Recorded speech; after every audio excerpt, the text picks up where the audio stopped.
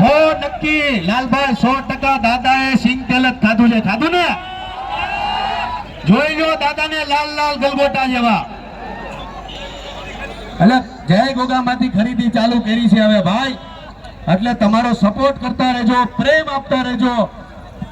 ફરી તમામ લોકોને કહું છું કે તમારા ઘરના રસોડામાં ખજૂરભાઈ નું શુદ્ધ સિંગ તેલ, તમારો દીકરો તમારી આંગણે આવ્યો છે, થરામાં આવ્યો છે તમારો દીકરો.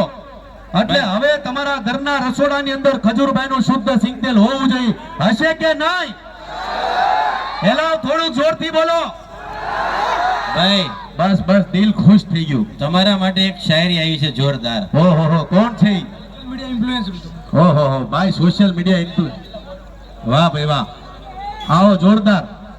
મારા પરેશભાઈની ફરમાઈ છે, બધાની ફરમાઈ છે, અને ખજૂરભાઈ માટે એક શાયરી બોલવી છે કે ગરબાનું નામ પડતા ભાન ભૂલે એને ગુજરાતી કહેવાય. કે ગરબાનું નામ પડતા ભાન ભૂલે એને ગુજરાતી કહેવાય. આખી દુનિયામાં જેનો ડંકો વાગે એને ગુજરાત કહેવાય. આખી દુનિયામાં જેનો ડંકો વાગે એને ગુજરાત કહેવાય. પણ ગુજરાતમાં ગરીબોનો ભગવાન કહેવાય ને એને મારા ખજૂરભાઈ કહેવાય. એને મારા ખજૂરભાઈ કહેવાય. ભાઈ આ પ્રેમ છે ભાઈ. આ તમામ લોકોને ખાસ કહું છું કે આજે ખજૂરભાઈને કોઈ માને છે, પ્રેમ કરે છે, કોઈ કલાકાર તરીકે, કોઈ ભગવાન તરીકે, કોઈ મસીહા તરીકે માને છે, તો એનું મોટામાં મોટું કારણ કે રાત દિવસ જાગીને ગરીબોની સેવા કરી છે.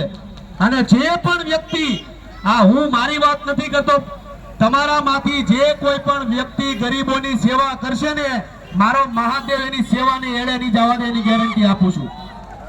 અને તમારી પાસે પૈસા આપ્યા હોય મહાદેવે, તો કદાચ તમારી પાસે 10 રૂપિયા તમે કમાતા હો ને 4 રૂપિયા ગરીબો